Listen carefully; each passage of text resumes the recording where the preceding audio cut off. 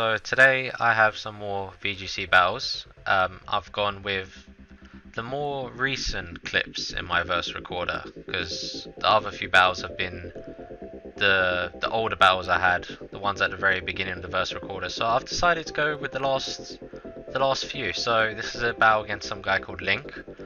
I am running a completely different team.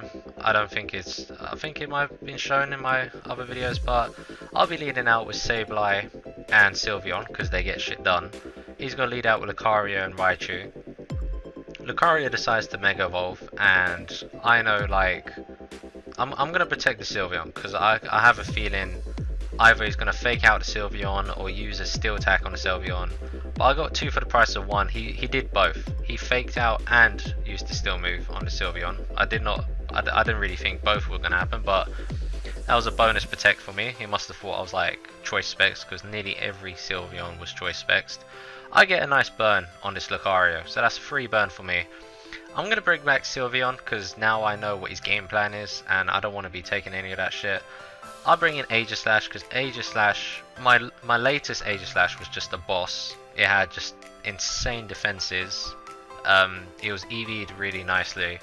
I get a free Will-O-Wisp on this Raichu as well because I don't think he's planning on touching my Sableye by the looks of things.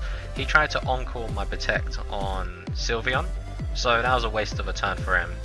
That burn is going to go ahead and break that Focus Sash because literally every Raichu had Focus Sash. He's going to go and crunch my Aegislash. That was pretty much a mistake because not only am I going to take that like a beast, but weakness policy Aegislash is just boss. Alright, it's just the shit. If you're not running it, I suggest you do. I take a Thunderbolt on this turn and it does just, you know, I still got over half, so I'm looking good. I'll just go with Foul Play just to get any damage off I can on this Raichu. And the weakness policy Aegislash is going to go ahead and Shadow Ball the Lucario, and I should be able to take it down at +2. Steel types no longer resist Ghost type in Gen 6 onwards, so that was nice damage right there. He's going to bring Talonflame in, and he's going to go for the Brave Bird, and I predicted him to predict my Aegislash to protect, so I left my Aegislash exposed, but I don't know why I didn't count on the Brave Bird one-hit KOing, because now my Aegislash is exposed. But to be fair, I kind of knew Raichu wouldn't be able to KO me, because I am actually a special defensive nature on my Aegislash. So I do get the KO on the Talonflame, which is, you know, even better for me. Now he's 2 pokes down, he's down to his last 2. And I'm going to bring in a Charizard. This turn I go for a double protect because I just pretty much want to scout what he has to do, and I don't really want to leave Aegislash exposed. He still has his uses. He carries the Wide Guard, so I know that he's going to be good against this Landorus here. His Landorus goes for Rock Slide, ain't going to do shit, but at least I know if he is choiced in some way, he's now locked himself into Rock Slide. Raichu's going to die, so that was a nice stall turn for me as well. That paid off. And he's pretty much just down to his Landorus. So I know this turn he's locked into Rock Slide, he can't do anything about it. I do have the Wide Guard, so I'm going to go ahead and just spam Wide Guard as long as I need to, and just pretty much one overheat should be enough to kill this Landorus anyway. I'm sure it is because this Charizard Y is just a boss in the sun. Like, it has so much special attack potential, is insane. So yeah, that overheat should be enough to kill it in the sun, and yeah, that's the game for me. So yeah, that was quite a short game, so I'm gonna go ahead and show another one. I think that was like literally the last game I ever had before I stopped playing VGC. So yeah, that was my clip number 99.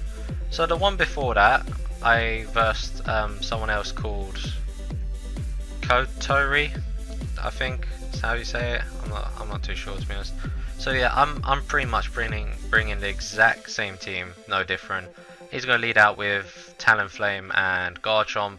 And I've never understood that pink bow thing. I actually don't know what that is. Sometimes when people throw their Pokemon out, it does that little pink bow animation. I have no idea. He's going to protect the Garchomp. He probably fears the Sylveon. and you know, Hyper Voice is just devastating.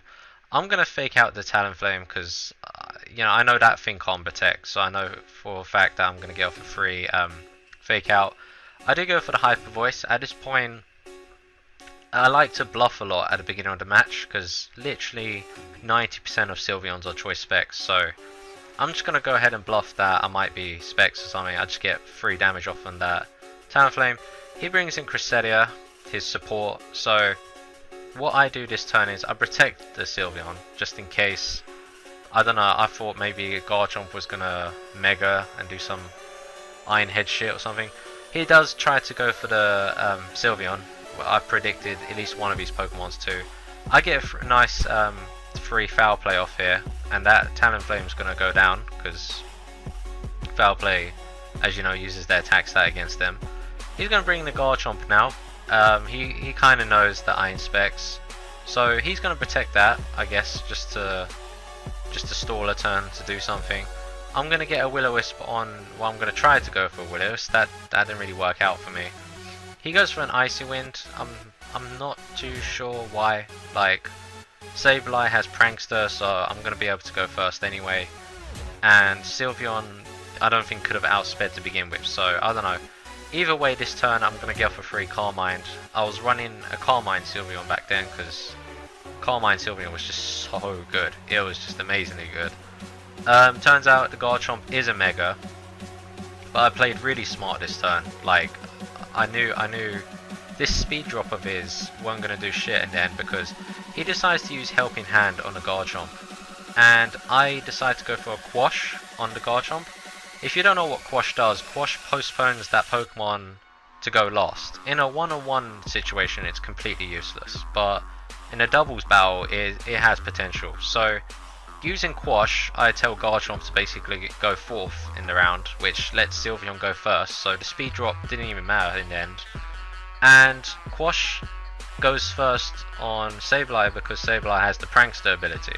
Without Prankster, Quash is pretty much useless, so yeah, that is an amazing attack. If you ever need to attack first, then you know you're definitely going to get outsped. Like Prankster, Quash, man, it's just a shit.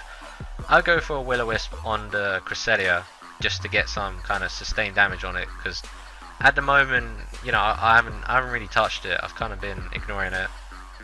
He goes for a Rock Slide, and yeah, he's going to hit both my Pokemon, and I think my Sylveon flinches. I can't remember actually.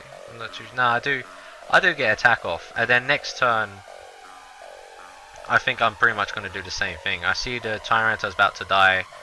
That Rock Slide, I think the Tyranitar's scarfed. I'm sure it is. But Rock Slide has that chance to flinch, and I don't really want to, you know, I don't really want to risk flinching and then taking sand damage. So I'm just going to go for the Quash, because I'm pretty sure it's choice. I'm 100% sure it doesn't have Protect or anything. So yeah, I will go for the Quash this turn. I will go before the Tyranitar. It's quite funny that every time he tries to Helping Hand that Pokemon, it doesn't really work out for him. I just tell that Pokemon to go last, and then yeah, I'm gonna finish it off with a Hyper Voice. I'm not too sure if Cresselia dies from Hyper Voice. I don't think it does, but he knows his defeat at this point. He knows he's done. I still haven't even used my second two Pokemon, so yeah. Towards the end of VGC, I don't know, my team was just so well put together. I managed to discover its flaws. I managed to get really good with my team. I mastered it really well, and this was pretty much the result. So yeah, those were some really fun battles I used to have, and yeah, I kind of missed them now since VGC15 ain't as playable as it used to be, because you know everyone's playing VGC17 now. But anyway, that was fun. That was a fun game for me. So yeah, thanks for watching, and see you lot next week.